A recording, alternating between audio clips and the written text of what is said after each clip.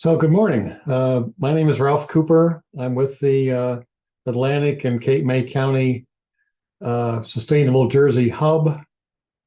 This is a video recording this morning of our lead awareness education effort. It's kind of a collaborative thing that was started with in this case, with the Green Team in Upper Township, and also a five-town area we have here with it's called Upper Cape Sustainability. And there's also a collaborative over in Cape May, Ocean County, sorry, Atlantic County, called Down Beach, and they have a collaborative as well. So what we'll be doing this morning is having a presentation from Lauryn about the lead education. She's going to give us updates. We did this approximately 3 years ago, and we've had that video and those handouts on our hub website for that time. We'll put this recording on our website as well, and the new initiatives that are out there. Usually these programs last maybe approximately half an hour, 45 minutes. And then we'll have some question and answers at the end. So I will pass it over now to Lauryn. She can introduce herself and a little bit about her program, and then she can share her screen and we'll go from there. Okay, go ahead, Lauryn. Thank you again, Ralph. Let me start sharing. We just went over this, so it shouldn't be any issues.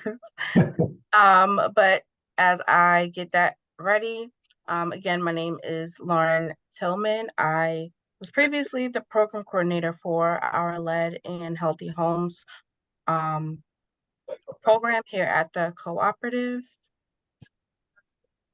I think I lost you. One moment, I'm sorry. There we go. Okay. And I am happy to be here. I've been with the cooperative for going on 2 years, and I've recently accepted a new role, but I have a passion for our lead program and just spreading awareness and information about lead poisoning and what the state is doing to kind of combat poisoning, as we know that this is still a major issue within not only the country, but specifically also in New Jersey. And we are making strides to against the fight against lead poisoning. So some of this information may be familiar to some of you. The two main things I do want to highlight, there are just a few small updates, one about a lead safe certificate law and one specifically about blood testing for children, and we'll discuss that as we go through this presentation. But again, like I stated, some of the information may be very familiar because it is still the standard information of lead poisoning and lead poisoning prevention. So we'll go over, it's always a great thing to go over the basics to get that out of the way so we can learn where we're going from there. So by the end of this presentation, you'll be able to describe what lead is and the sources, describe ways children can become exposed to lead, and health effects, describe simple low-cost ways to protect your children from lead hazards, and identify local resources as well.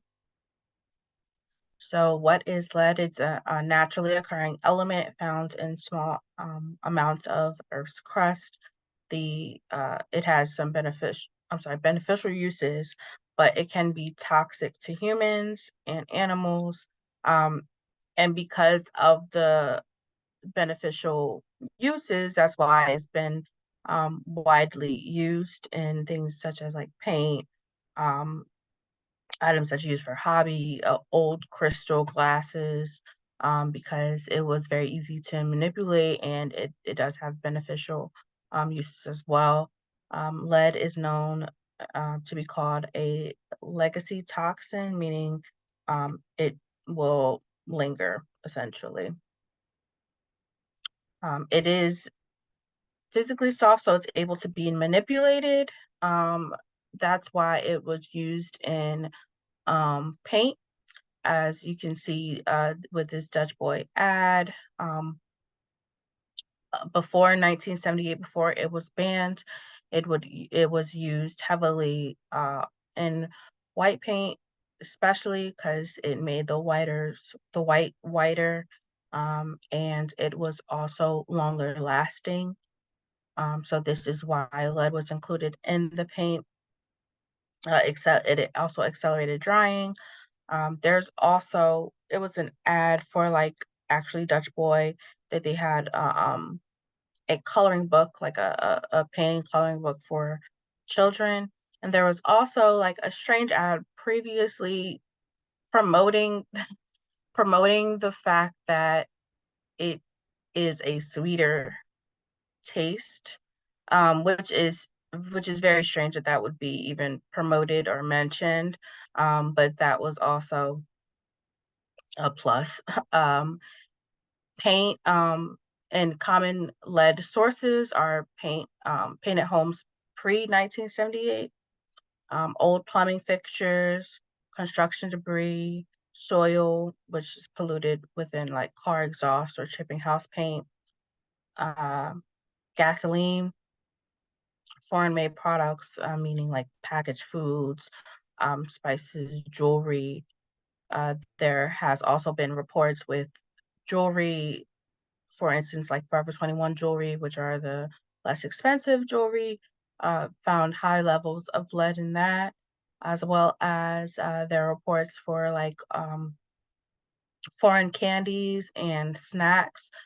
Uh, at a local health department, they found Takis, so the snacks, the fiery, spicy snacks that younger people eat from Mexico. So there were a package of Takis from Mexico that had high levels of lead in that as well.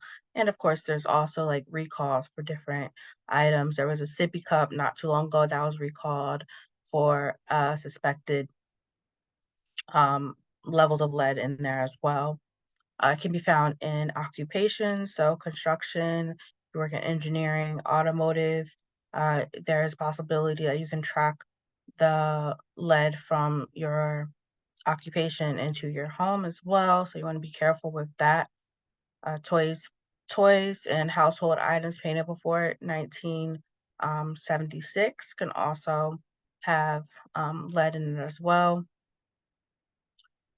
Bullets, fishing sinkers, curtain weights. There was, of course, I mean, as we know, or as I stated, with fishing sinkers, a lot of people go fishing for a hobby. Also, keys, your standard like house keys, older keys have lead in them, so it's make sure that children do not get a hold of that. That way, they won't contaminate, and chew on their hands or play with the keys to avoid poisoning. It can also be found in paint sets and art supplies, storage batteries. Old old leaded crystal is one thing as well. Um, as a personal note, I was helping my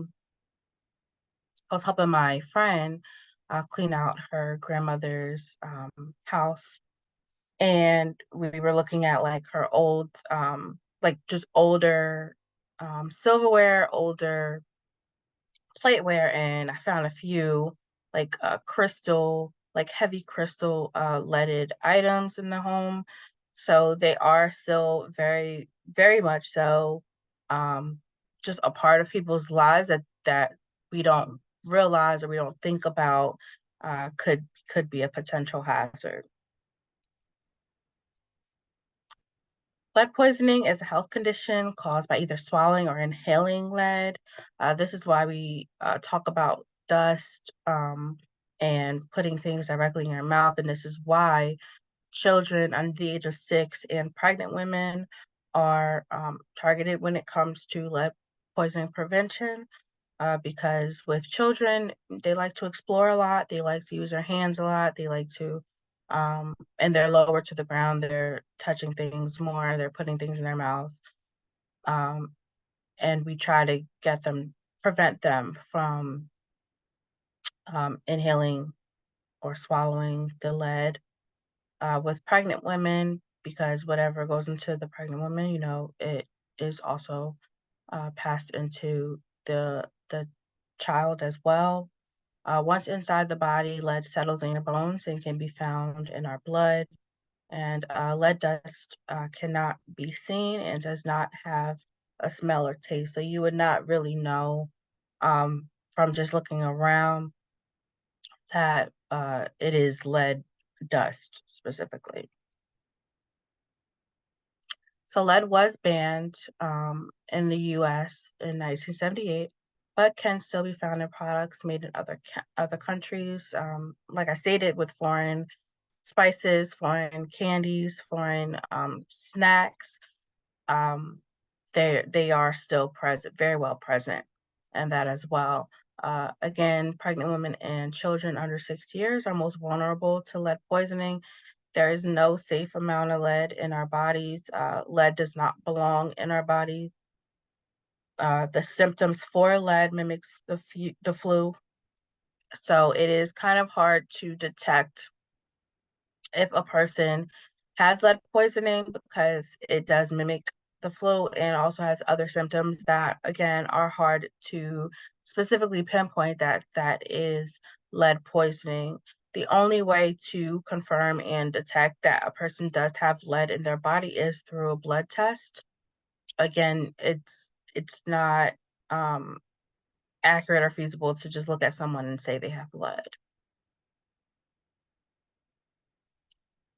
Some health effects of lead poisoning, again, could be learning disabilities, poor grades, low standardized scores, and growth delays, behavioral issues, permanent brain damage, hearing loss, anemia, kidney damage, liver damage, coma, convulsions, and death.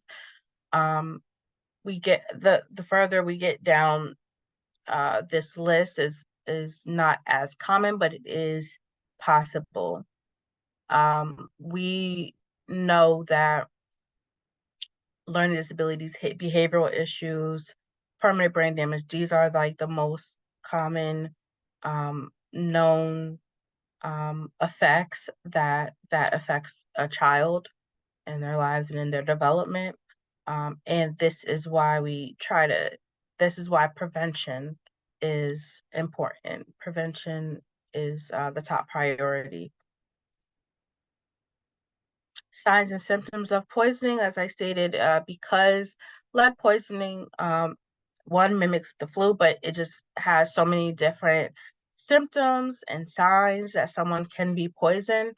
It is kind of, again, hard to detect with the bare naked eye that someone has lead poisoning, but here are some symptoms that a person may have, which would be abdominal pain and cramps, aggressive behavior, constipation, sleep problems, headache, irritability, loss of appetite, fatigue, hyperactivity, and anemia. Again, because there are so many different symptoms, um, you wouldn't know, and the only determining factor would be through the blood test for the child. So now that we know what lead is, how one can get lead poisoning, the fact that we know that lead does not belong in our body, but it can get in our body. Here's a few things of what we can do to prevent lead poisoning, and that's test your home for lead, which is something I'll touch on a little bit further. Is we do also offer free like lead dust kits to anyone in South Jersey, and they can test their home if they suspect that there could be possibly lead hazards in their home. If their house was built before 1978, we would send that right over to them free of charge. Make sure that you're keeping your children away from peeling paint and chewable surfaces. Paint it with lead paint, and that's the windowsill, that's the walls, anything that could be peeling or chipping. Um, and also, one thing to note is I know a lot of renovations are happening. A lot of people have been doing renovations, especially in between like COVID. Excuse me. But if there is a noted area that you think may have lead paint, or it's a older home, make sure that you are not taking care of that by yourself. Um, Professionals, and only professionals, should be dealing with lead-based paint. Also to note, a lot of people focus a lot on the inside, but there are also older paint on the outside of the home that could be chipping away, especially when you're looking around like the window sills as well. Um, Children and pregnant women should not be present in the house built before 1978 if they are or undergoing renovations. Make sure that you're creating barriers in between living and play areas and lead sources. Close and lock doors to keep children away from known areas or areas that have chipping or peeling paint on the walls. And if you don't have the time, or is you don't have, whatever the case may be, if the issue cannot be addressed permanently right away, there are temporary barriers that you can create to prevent exposure. So that's like contact paper, duct tape, cover the holes of the walls, certain things like that to make sure that um, it's not out to be exposed. Another thing that we can do is regularly wash your children's hands and toys. As we know, children put their hands in their mouth often, and they should continuously wash their hands and their toys. Their toys are also can also be contaminated, so it is a great practice to continually wash their toys as well.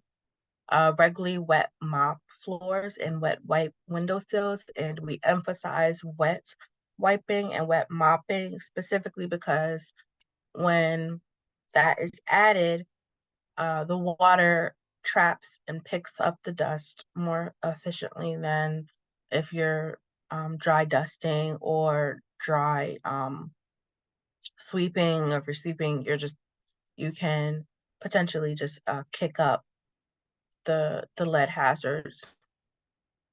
Making sure that you take your shoes off when entering in a house to prevent bringing lead contaminated soil in the house.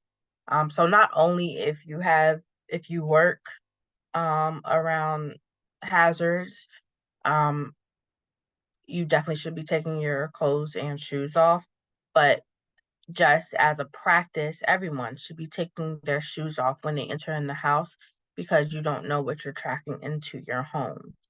Um, as stated, lead is found in soil, in bare soil, on the ground. So as you're maybe stepping in bare soil or stepping in areas that you don't want tracked in your house, make sure that you're taking your shoes off, so you're not putting anyone in the home in danger as well.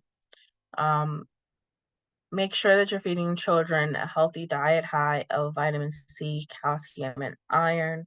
One thing to note is that um, lead does mimic calcium. So if there is a deficiency, if um, if a child does not have the proper diet, their body can um, easily welcome lead into their body with open arms because it does mimic what is needed.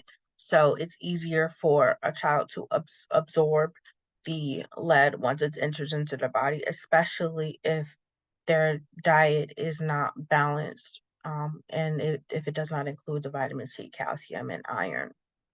So it is important to have a balanced diet to prevent, as a preventive measure, um, to decrease the threat of lead absorption in the body.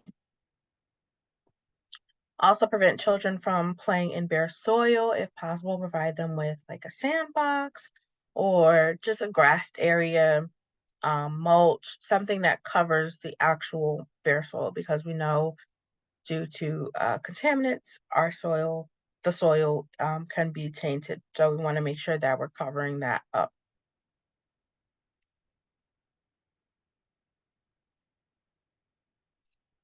So blood testing in the state of New Jersey, it's still the same. So it's a requirement. Essentially, it is law that all children should be tested for lead at ages 1 and age 2. If they have never been tested before, no later than age 6.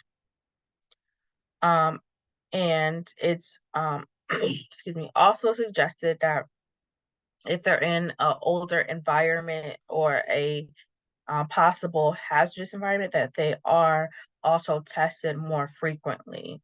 So although it is law that they're tested at age 1 and age 2 and recommended that they're tested no later than age 6, they should be tested regularly to make sure their levels have not increased or their levels remain low.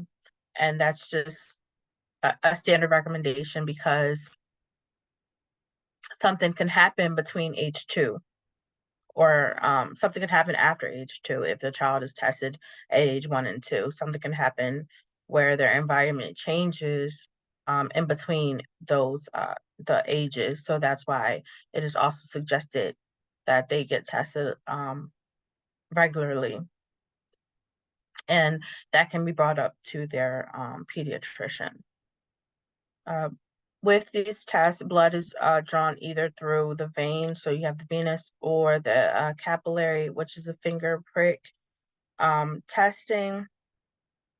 The blood lead level currently in New Jersey is at 5 micrograms per deciliter. However, that would be considered high. However, the state of New Jersey, since the CDC announced that their reference value level has decreased to 3.5, the state of New Jersey is working on catching up with the CDC and updating the reference, and it's considered a reference value. It'll be 3.5 as well. So that is in the works. The state has reported that it should be effective by the end of this year, but it is they are working on updating all the verbiage and all of the resource materials that is needed to make that update. So again, currently the state level is 5, considered elevated. However, moving forward, again, most likely by the end of this year, it will be changed to 3.5. So in return, that means that most likely, especially our health departments, will be hit more with a little bit more cases, since that level is going to decrease. But it's all for the betterment and the good of prevention. So here are some updated numbers for our blood lead level screening rates in New Jersey, specifically in South Jersey, in Atlantic County. The testing for 2021, which was actually just released yesterday, I believe, our 2021 annual report in the state of New Jersey was just released. And this, again, was for the year of 2021. So we have in Atlantic County, 18.5% children tested, Burlington, 14.9%, Camden, 14.8%. We're looking at Cape May, we have 13.7%, Cumberland, 23.7, Gloucester County, 12.8, and Salem, 16.1. Surprisingly, this the number of testing, the percentage of children tested, we thought that we would see more of a significant decrease. There has been a decrease from 2020 to 2021, but not as significant.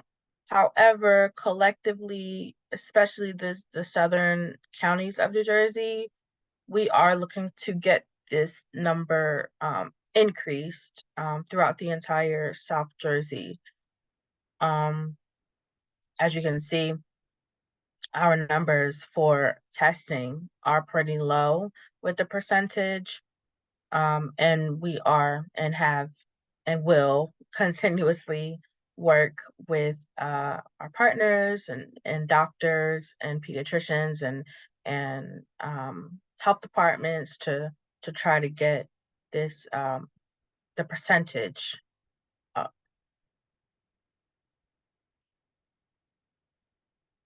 Lead Safe Home Remediation Program. So this is a continuous program that's going on in the state of New Jersey. If there are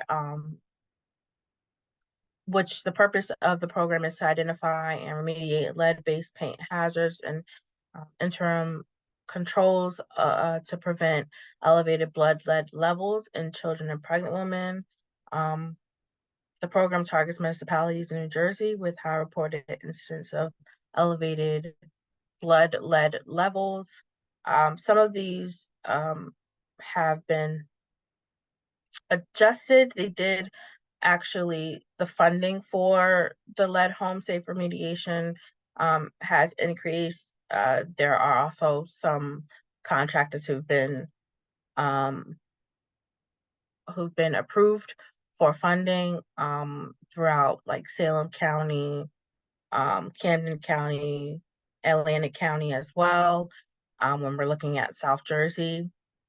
And specifically also if a child does show that there is elevated blood lead levels in their body, the county should also work with them to get them to see if their home can be remediated and inspected. So as I mentioned previously, we do have free lead dust kits available for all South Jersey residents. It's again free of charge. You just call this number, order the kit, and we will send it right to your residence. You would get a kit and you would get the dust sample from your floor and windowsill, put it back in the packaging, send it to the lab, and we can let you know if there are any lead hazards in your home. So this is a great resource, especially if maybe like you have a grandchild who doesn't necessarily live in your home, but frequents like visits frequently in your home. It's a good option to use as well to see if there are any hazards in your home, just as again another layer of preventative measure. This is a breakdown of the coalition itself. We have 3 different coalitions in the state of New Jersey. Northern is in the blue, Central is in like the reddish pinkish, and then green is where we are, which is the Southern Regional Lead and Healthy Homes Coalition as well. Contacts have changed, but with this graphic, we weren't able to adjust it yet. So if anyone needs any updates on that, we can definitely send that out as well. But with the coalition, it is just offers everyone basically a seat at the table of discussion of what's going on with lead poisoning prevention in their region. And there's also opportunity to like speak on any issues that you would like to highlight when it comes to lead in healthy homes as well. This is a big update that's happened previously. This this law has been effective since July of 22. And there has been questions, there's been more so questions of like the implementation of this law. But what this New Jersey Lead Safe Certificate law states, it just requires inspection process for rental properties built before 1978 and requires that landlords have an updated lead safe certificate at rental turnover. So this holds landlords accountable. So prior to renting out your the area, they need to be inspected prior to a family moving in. Unless previously inspected, every single two family and multiple rental dwelling will be inspected for lead-based paint hazards at rental turnover. Or if there is no turnover, they will be inspected every 2 years, within 2 years of the effective date of the bill. After initial inspection, they will be inspected every 3 years or upon tenant turnover. So this was major as far as the, again, preventive measure. It's kind of like we're trying to jump ahead of possible hazards. So before, and we know, well, it's known that a lot of the older houses that could possibly have hazards, lead hazards, some are rented, right? They're rented properties where the landlord isn't really being held accountable for the environment. And this law specifically holds landlords accountable to make sure that it is safe for a family to move in. So this has been added as an inspection. The law does exempt rental units that was built before 1978. Those that already have a lead safe certificate and seasonal rentals. So for instance, Cape May has a lot of rental homes, like seasonal rental homes, and this particular law does not include that. It doesn't include like rental units that have been inspected at least twice without no outstanding lead violations. So there were some questions that were brought to the attention of the DCA regarding this law and how it will be implemented, and how the certificate itself and the inspections have to be regulated through the municipalities. So there were also questions about that. But I do have a DCA frequently asked questions PDF that I'll definitely share with this group that you can look at and look into as well if you have any specific questions regarding this new law. But again, it has been effective since July of last year. All right, and here are all the resources regarding our coalition, DCA, DOH, what CDC says about prevention. I'm sorry, and I also wanted to mention, as one of the links that Ralph did share regarding, excuse me, an article about increase of funding. So there is a funding opportunity.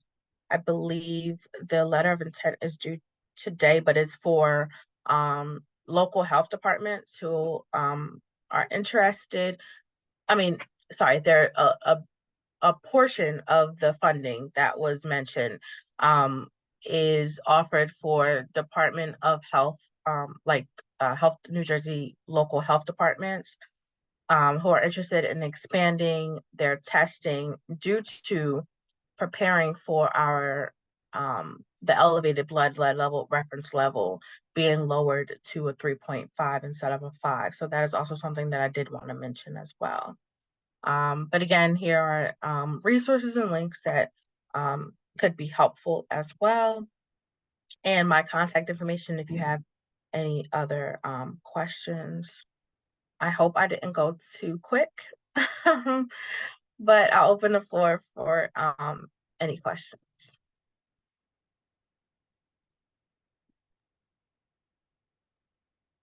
Thank you very much. That was very good. You can, Yeah. I think people, yes, okay. Let me, I have a question. It's Nancy go ahead. Calloway. The tests that are available, are they available for municipalities to use when they do their inspections? They can be. You can definitely just, well, so when municipalities do their inspections, we know that that's more of a detailed inspection. But if they're not, so they're usually charged to do an inspection if a child has an elevated blood lead level, like a thorough inspection. But if that's not the case, then we can definitely you can definitely order some and we can send them out to you, because we do have some municipalities like Gloucester County uses our lead kits as well. Salem County uses them, so you can definitely order some for sure, and then we'll send them right out to you. And how do families get access to the testing for their children? So if there are, and depending on where you are, one, FQHCs are a great option because they do test for underinsured and uninsured people, as well as we do encourage people to go to their local health department, who also should test for underinsured. If they are like fully insured, there's no problems with their insurance, their provider, so their pediatrician should direct them if they don't do it in office, because they can. I mean, we have been pushing for providers to do like at least capillary testing in office. If they're not able to do testing in office, then they would write them a script to go to like the local lab to get a testing done. Okay. Is there any effort to get this testing done, say, in schools where, all the kids go to school, they just get a fingerprint. If it's, elevated, then they're referred to their physician. Any push for that? Because it seems to me that would be a really good way to get, to find out which kids are being impacted. Yeah, no, absolutely. And there's been discussions, but as far as push is concerned, when it was in discussion to like introduce that into schools, school nurses have expressed kind of I don't want to say they're stretched thin, but when it comes to lead testing itself, it has been a barrier. One thing that we have done, and this is not necessarily in Cape May, but virtual mobile pediatric services, they are able to go, like they have a mobile unit that are able to like go to different locations. So we have connected some schools with Virtua, where for instance, there's a school in like Camden County that Virtua just use their mobile unit to park at that school, and then the school was able to get consent from their parents to do the testing on site.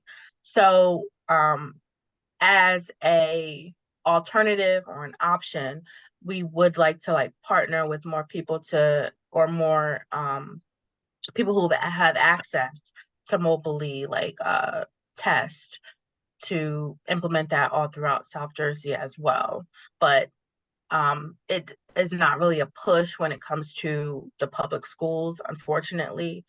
I do know that there is also a law that is working towards it being mandatory for a child to be tested. before they enroll in school. So that's something that I know is in the works, but it's really not a push. And we're trying to. So if you know any school nurses, or if you know anybody, especially like Cape May, Salem, who would be interested in doing that, definitely love to hear that. Thank you. Oh, Vicky has a question. I do. First, I have a comment. I love Nanette's suggestion, and we tried to introduce the screening in our school district. And after months of thinking it was a go, the school district's attorney decided not to do it because they were concerned about liability. Because I believe the reason is that they feared if kids came back with elevated levels, that folks' parents might think it was the school and the school's water fountains that gave it to them, or the school's paint, or something silly. So it was very disappointing. And I'm just throwing that out there as a potential barrier. I realize I should be looking at you. Sorry, I didn't mean to be disguised. I have two questions. One is, who reports the data to the state for the state's records? For example, if we have a screening event as we're planning, will Virtua then report the results to the state? Yes. Okay. Yeah. And is that done by individual child? And the reason I ask is that, I'm just wondering how the records are maintained. So to my understanding, it is done by individual child. Like if there is a specific elevated, they would report that specifically, like individually. So that feeds into my next question. If the state does raise the level of concern, or decrease it, I guess, from 5 to 3.5 micrograms per deciliter, will kids who tested above 3.5 but less than 5, would their pediatrician be notified, or could they be notified, or something like that? Do you know if there's anything in the works to do that? So only the children who were tested and gets a 3.5, like after everything is implemented, that's when it'll be the same process as it is right now with 5. Okay. So, and you know what I'm thinking of is that someone who tested high today, Right. but the limit doesn't become effective until next week. I just wanted to know if they'd be captured. No, unfortunately, I don't think there's anything in place for that specific. And I do think that would be more so on like a local DOH call Okay. of what they would want to do with that. But I think all across the board, the standard is, like you said, if it's 3.5 next week, they're only going to look at the caseload for next week. Okay. Thank you. You're welcome. Okay. Any other questions? I have a couple. One of them was back to the statistics on the testing by county. Is where do those numbers come from? And might it be an issue of underreporting versus under testing?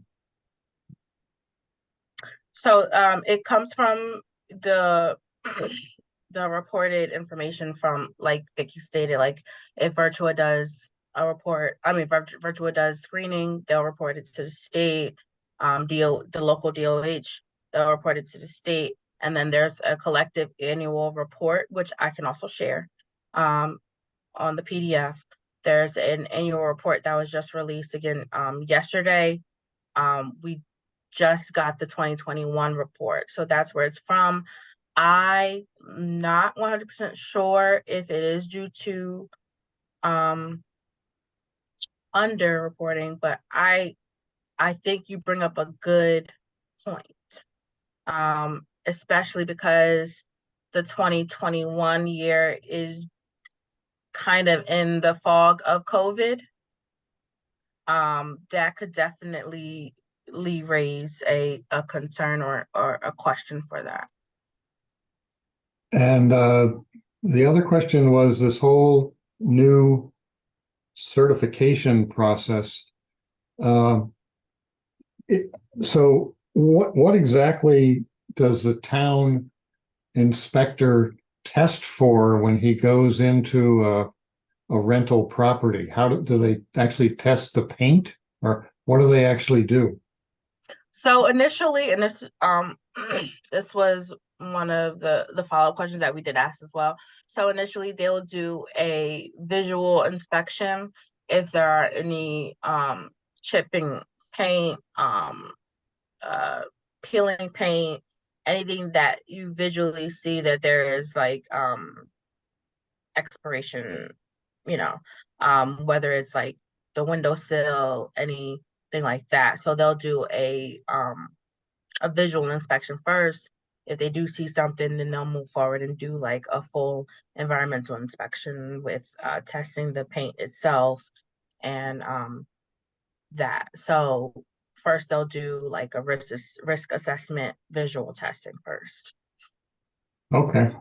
So it's almost been a full year since this has been in effect. Do you, maybe it isn't your actual area, but what is the requirement? Like, do they have to have this inspection process started by now, or is the town penalized if they haven't started inspecting? That I'm not 100% sure about, but I don't, yeah, I'm not 100% sure. I don't think there was a specific like timeline as far as everyone needs to be tested. I think it is a circumstantial ruling though, but I'm not 100%. Okay. And I guess one more little quick one. My kids have been out of school a long time, so I'm not in the schools that often. But in this case, I know they have to have,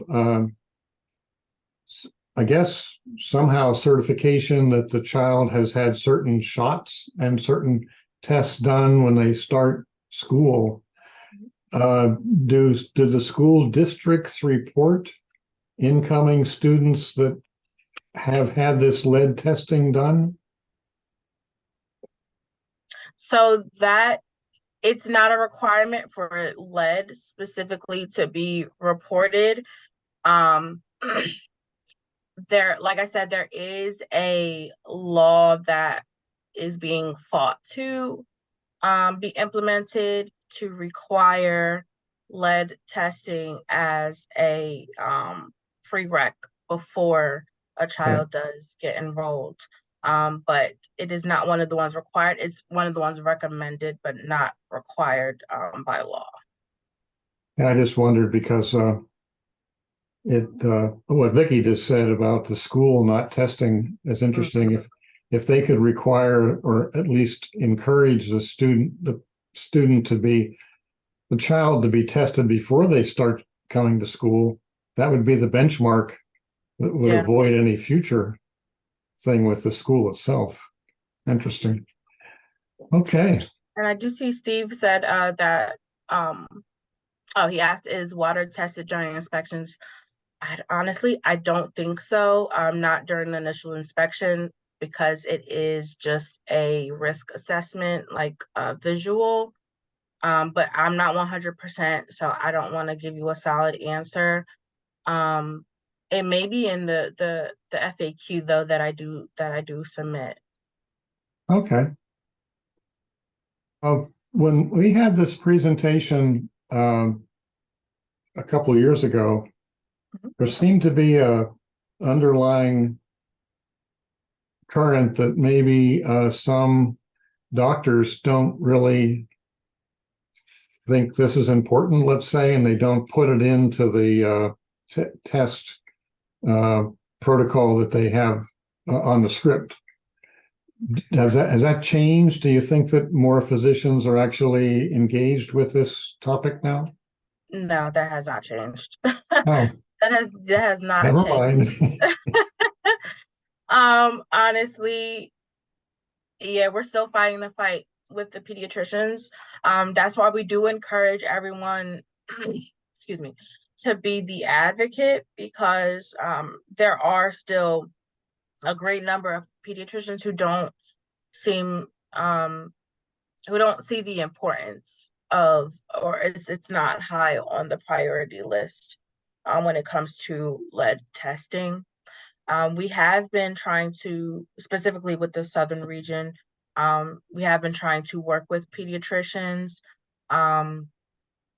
to be encouraged to do more when it comes to testing. And NJAAP has also introduced a training for physicians, like a series for pediatricians, and what they should do with lead testing, the importance of lead testing. So I do know there's more of a bigger effort for pediatricians to, I don't want to say take it seriously, but to encourage people to get tested more. I do think, and I'm hoping, I'm crossing my fingers, that we'll see the results of the efforts that we've been putting in. But currently right now, I still do hear the same responses from some pediatricians. Vicky, I'm sorry. Did I go ahead of myself? Yes, I'm sorry that I was under the impression that it was a legal requirement for pediatricians to test. No, it is. It's a legal requirement for age 1 and age 2. Okay. That they should test. But when I ask people personally, Right. has so-and-so been tested? And they're like, no. So that's what we're still seeing that. And also, I just want to say this story. We have like a board at the cooperative, and one of the board physicians expressed that lead may not be a concern because the area that the physician is in is more quote unquote affluent. And it's just, when you have that type of mentality, it's like, how can we really push forward because it doesn't matter how affluent the community is. If the house was built before 1978, the house was built before 1978. If there's lead hazards, there's lead hazards. So just continuing to just get our point across with that. And again, like I said, now that NJAP is kind of more on board with teaching and just reiterating this message, we're thinking that we can see some results within the attitudes from the pediatricians moving forward. Well, I'm glad that you confirmed that, because I'm putting together a press release prior to our testing event, and I intend to say in it that it is a requirement that pediatricians test. In many cases, what they do is they prepare a script for their patients. But what we really need is for all of that to be taken seriously, as you suggested. So before I go out there and say that and embarrass the pediatricians, I just wanted to confirm that. Thank you. No, absolutely. Yes, thank you. All righty. Anybody else? Going once? All right. Well, thank you, Lauryn. This has been very, very helpful. I think we gained some new insight, and we're going to capture this and put it on our YouTube channel, and hopefully we'll help spread the word for you. So I'm going to go ahead and stop the recording at this point.